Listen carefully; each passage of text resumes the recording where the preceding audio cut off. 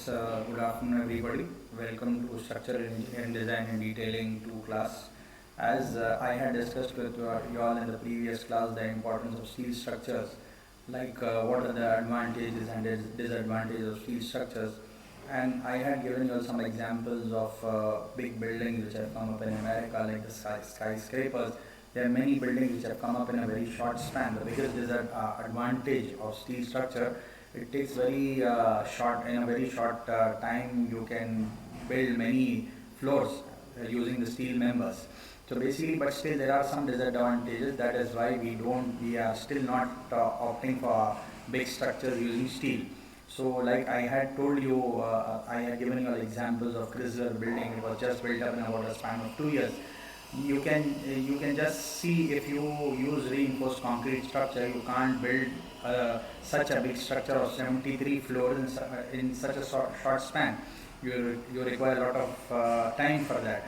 But still, what is the reason why we in India we are still not using steel to go using structural steel for going for big buildings? The biggest disadvantage is, as I had told you, like in steel, the biggest disadvantage is it gets corroded very easily, and proper maintenance is needed, which is not always possible. And the next disadvantage is there are high probability of fire catching up, and steel is very quickly it collapses with the effect of fire. It can't resist fire to a long time. So this is a disadvantage. That is why we don't we don't use still big buildings with steel members. So anyway, but still we need steel members. So one of the important need of structural steel members is plate girder. Today we'll be seeing what is plate girder, what is the importance of plate girder, and what are its components, typical components, as well as the design. We'll be seeing it in the later stage. Now, basically this video I have made, why I have opted for PowerPoint presentation is, I thought I could have explained you all on board, but on board I couldn't have had explained you with clarity, because you would have everybody, if I would have told you what is a plate girder, it is a steel member which connects two bridges. Now everybody can't imagine the way I want. Everybody has a different perception. So I thought, why don't I go for this class for a PowerPoint presentation? Once you are clear with this concept, then I can go for the design steps of plate girder, and next we can solve a problem. We solve many problems, inshallah, which are important to you. Let us start here. Let us see what is plate girder, design and its components. See, what is a plate girder? A plate girder is a built-up I-beam section used to carry heavy load. As I had told you in the previous class, there we have I-beam sections, L-beam section, and channel sections and everything are there. But in plate girder, we use a I-beam section in which we have a top flange and a bottom flange and a web in between them. Vertical member is the web, and the top and at the top and the bottom you have flanges.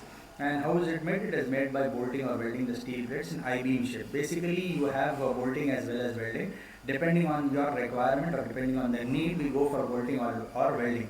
Riveting was also there, but still because of some complications, riveting is not being used nowadays.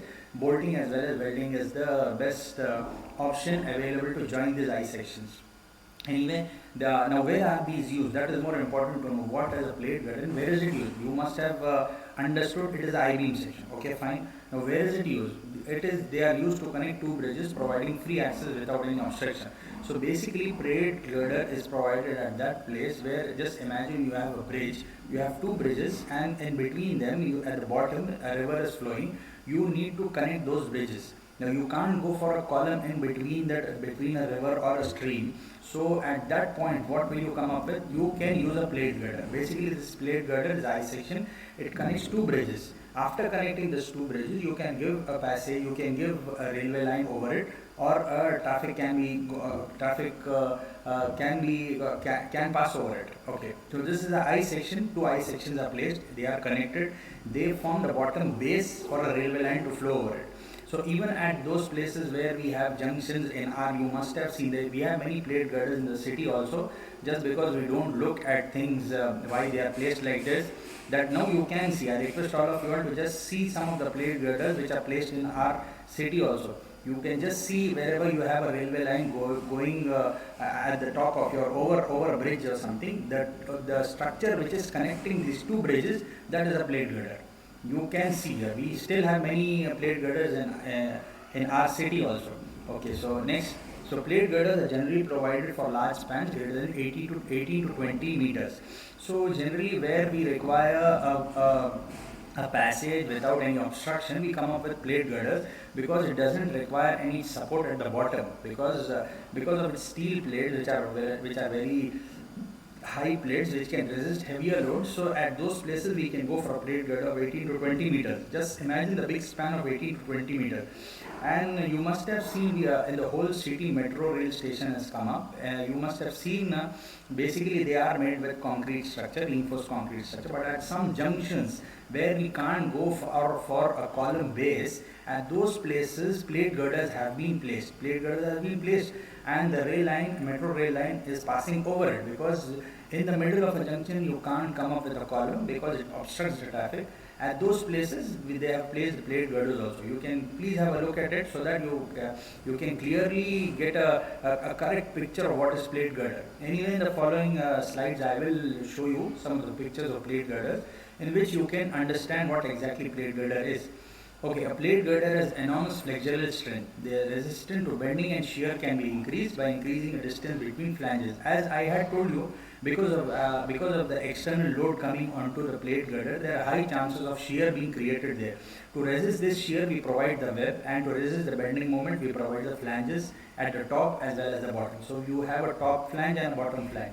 So basically it provides enormous flexural strength. Flexural is bending, so it provides high flexural strength. This plate girder provides. So bending is resisted because of this plate girder.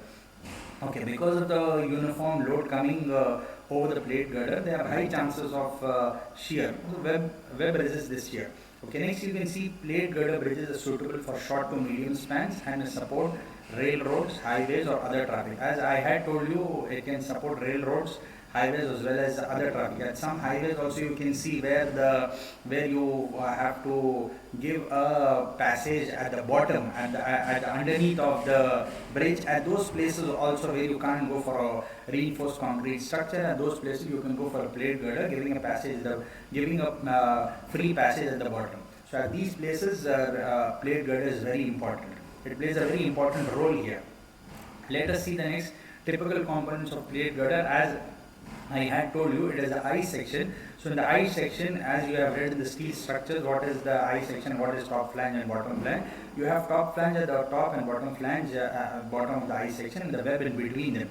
And here you have vertical stiffeners and horizontal stiffeners being provided to give extra resistance against loads.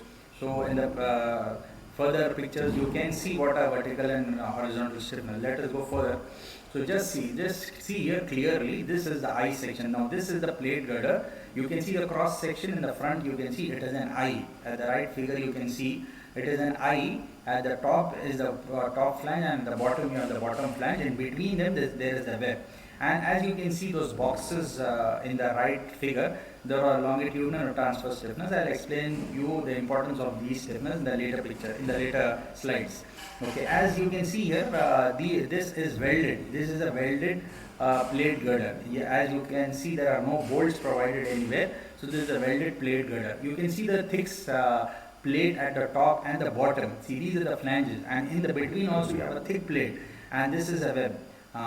Now these flanges resist the bending moment, and the web resists the shear. So this is how the plate girder is. Let us see further how is it placed, where is it placed. You can just see here, you can see these columns here, and we need to provide a free passage to the railway trains at the bottom as well as the top. At the left figure, I am speaking of the left figure, you can see a railway, you can see a train moving from the top of the bridge, and the connection between these two columns or the two bridges, you can see that is the plate girder. You can see at the left side there is a concrete structure, and the right plate girder is being placed. Might be just because the picture is half here, you can see the span is big here. Because we require a big span, at those places we go for a plate girder. Concrete structure can't resist, if there is a very big span, it can't rest on a big span. There are high chances of deflection at the bottom. So that is why in those cases we go for plate girder. You can see the right figure also. Let's see, just imagine this plate girder is placed somewhere in a mountainous area. You can see two columns are there which is made to resist, but in between, just because there is no provision of placing any other column, we have come up with a plate girder choice. So girder is the best choice for placing it over columns. In between there are 18 to 20 meter span is there. You can just see where there are no chances of placing any column, we have come up with plate girder. So plate girder is a very big, a very good choice in places where you can't go for some providing reinforced column from the bottom. But only the thing here is we need to do proper maintenance for it. Time to time proper maintenance is needed, and that is not very difficult. It can be done, but proper maintenance is needed. Let us see further. Just see these figures also. Here railway line might be going from the top. You can see the figure, a box type is clearly placed over this structure. Two structures are there, big stones are supporting, stone columns are supporting this plate girder. You can see both the sides. In the right figure, it is supported on a concrete structure only. You can just see the figure. It is a bolted plate girder. You can see the bolts, rivets. You can see the rivets. It is a bolted plate girder, and in between you can see there are vertical stiffeners being provided to give strength to the web. Because there are chances of web buckling because of high loads coming onto this plate girder. There are big chances of web buckling away. Buckling is basically, I hope you all know it. What does buckling mean? Buckling is because of the high loads coming onto the structure. There are chances of web which is between the flange. It might bend. There are chances of bending, and next it might collapse. So there are high chances of web buckling. To resist this buckling, stiffeners are provided in between. Let us go further. You can just see this figure here. Like you must have thought, how does a railway line run over this plate girder? You can see in the right figure as well as the left figure, there are two plate girders placed, and they are connected in between. Over this plate girder, you can see a railway line being placed, and then once the railway line is being placed, then the train runs over it. So this is how it gives support. Basically, this is forming a base for a railway line to flow over it, to move over it. So this acts as a very good base connecting two bridges. There are many places where you can't go for a structure from beneath to support any line passing over it. At those places, plate girder acts a very prominent role in connecting these bridges and providing free access to traffic from bottom as well as from the top. So this is a very good option of plate girder here. Let us see the next figure. So as I had told you, web plate is to resist shear. There are chances, because of heavy loads coming onto the plate girder, there are chances of web plate going to shear. As you know what is shear? Shear is it is a movement, like you can say it is a friction between two surfaces. So because of heavy loads, there are chances of web undergoing shear. To resist this shear, we go for a web plate. So web plate is the importance of web plate is to resist shear. Next, you can see flange resist bending moment developed due to heavy loads. As there is heavy load moving over the plate girder, now what the importance of flanges is, they resist the bending moment. As you know, at the center of if you can see, if you take a simply supported beam, two supports at the corner, and you place a UDL. As you know, the highest load, the maximum load or the maximum bending moment, you get it at the center. So to resist that bending moment, we provide flange plates. Flange plates are provided to resist bending moment. You can see here, top flange resists compression and the bottom flange resists tension. So you have compression as well as tension being created because of heavy loads coming onto these flange plates. So this is being resisted by the top flange as well as the bottom flange.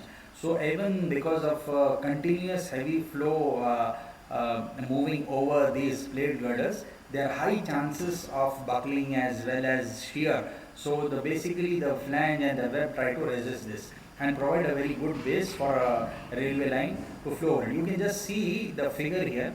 Over the railway lines, there are cement structures which are placed in a horizontal manner.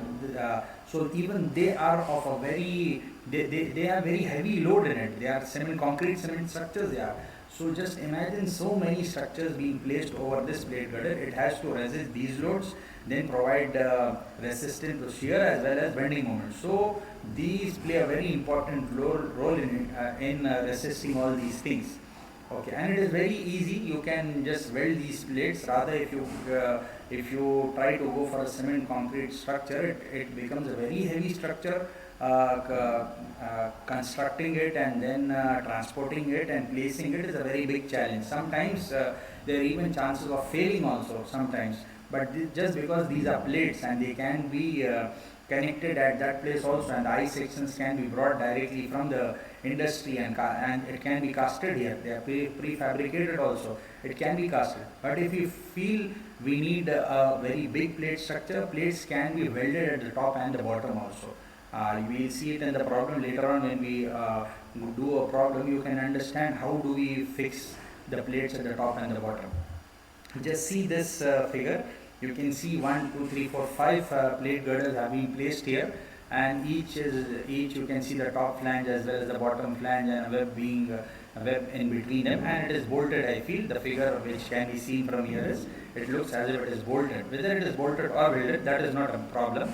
That connections are again we check for safety of those connections. That it comes in the problem. You can just see how it is connected between two concrete supports. Over these two concrete supports, plate girder has been placed.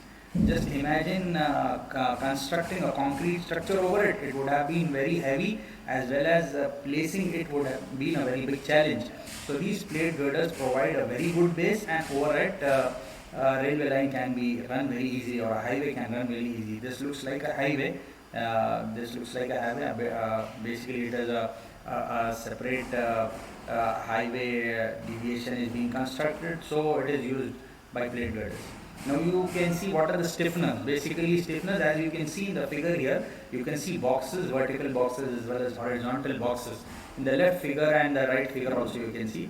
Just here stiffeners are provided to safeguard web against local buckling. As I had told you, due to heavy loading there are chances of buckling, the web buckling away. Now what does buckling mean? I had buckling is because of the heavy load, the web can bend. It can bend. So once it bends, it fails. So these stiffeners are provided to keep this web stiff. It should be stiff. It should be able to resist the load coming onto it. Now horizontal and vertical stiffeners are generally required when the depth of the plate girder is greater than 2 meters. There are some times where heavy plate girders are being constructed and they are greater than 2 meters. At those times it is very necessary we should go for horizontal and vertical stiffeners.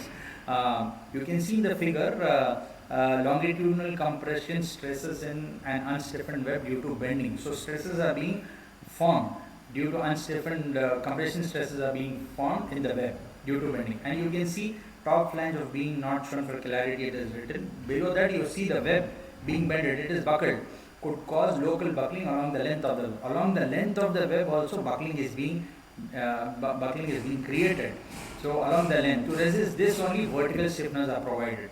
Okay, which you can just see here, which could be prevented by adding longitudinal web stiffeners, but transverse web stiffeners will also be effective. Longitudinal, basically horizontal web stiffeners can also resist the load coming from the top, from the flange onto it. It will resist, it will give a very big support to it. So transverse and vertical stiffeners are this. Next you can see transverse or vertical stiffeners are of two types, intermediate stiffener and end bearing stiffener. I'll just take you to the figure in the previous figure and I'll show you. You just see this figure, you can see it is written longitudinal stiffeners and transverse stiffeners. You can see the figure at the left also. There at the corners, the vertical stiffener that is provided at the corner, this is called as end bearing stiffener. Hope you can see a metal piece or metal structure coming outside. That is the vertical stiffener, and this vertical stiffener which is placed at the corner is called as end bearing stiffener, and this vertical stiffener which is placed in the intermediate after some distance in the between, that is called as intermediate stiffness. I hope you are clear with this now. Let us see the next figure, vertical and stiffness. Now, what are the modes of failures? Yielding of tension flange. Because of the heavy loads coming onto the flange, there are chances of the tension flange yielding away. You can just imagine what heavy loads cross over this plate girder. From time to time, as I had told, we require proper maintenance to this, and there are heavy chances of corrosion in steel structures. So if this is not provided, and due to temperature stresses are also being formed in the steel structure, temperature stresses also have a big effect on it. There is compression as well as contraction in this also. So there are chances of yielding. Yielding is collapse you have hinges also are formed. Hinges also, this is a technical term. Hinges basically is a crack. So hinges are also formed in the flanges also. And as I had told you, buckling of compression flange, heavier loads could also lead to buckling. Sudden heavy loads can lead to buckling also. In some structure you must have seen columns collapse suddenly. This is because of buckling only. Columns collapse because of buckling. Sudden heavy loads come onto the columns. If the columns are too long and we don't provide proper reinforcement, it could lead to buckling also. Next you can see flange local buckling. So flange local buckling is buckling of flanges also takes place. The flanges also bend away, even they bend. Basically buckling is bending, so even they bend due to heavy load. So flanges also have to be provided by horizontal stiffness to stiffen it, and web should be provided with vertical stiffness to give a stiff resistance to these loads coming onto it. Next you have lateral torsional buckling. Torsion, as you can imagine, torsion means like you are drying a cloth. When you dry a cloth, you take the cloth in your hand, you twist it. This twisting movement is torsion. There are chances of lateral torsional buckling also because of heavier loads coming from both the sides. There are chances of torsion also, torsional buckling. Next you can see diagonal compression of web buckling. Diagonal. See, web is a middle part of the I section. You have a top flange and a bottom flange. Web is in between. So diagonal compression from four sides, diagonally from four sides, there are chances of compression also, and because of this, there are chances of web failing of web also. So basically, these were the components of plate girder. My basic concern was the need of making this PowerPoint presentation was I wanted you all to get a clear picture of what is plate girder. I couldn't have explained you all this on board. I needed figures, so I thought it would be better if I come up with a PowerPoint presentation. And in the next future classes, inshallah, we'll be seeing the design steps of the plate girder. Next, we'll be doing the problem of a plate girder, which is very important, and it carries about 15 marks. Till now, it was carrying 15 marks. Might be if the pattern has changed, we'll see whatever it is. 15 marks, and next we'll solve one or two questions which have been given in the previous question papers also. Hope you all have enjoyed this session. I request you all to please go through this session, because before starting the next problem or the next design steps, if you all don't see this video, it will be very tough for me to explain you all, and it will be very tough for you all to understand what I am teaching. So I request you all to please go to this video, and please if you don't understand anything, you have questions, you can please comment in the comment box and let me know. I'll try my best to answer all your questions. Thanks a lot for watching it patiently. Hope we'll meet in the next session. Thank you.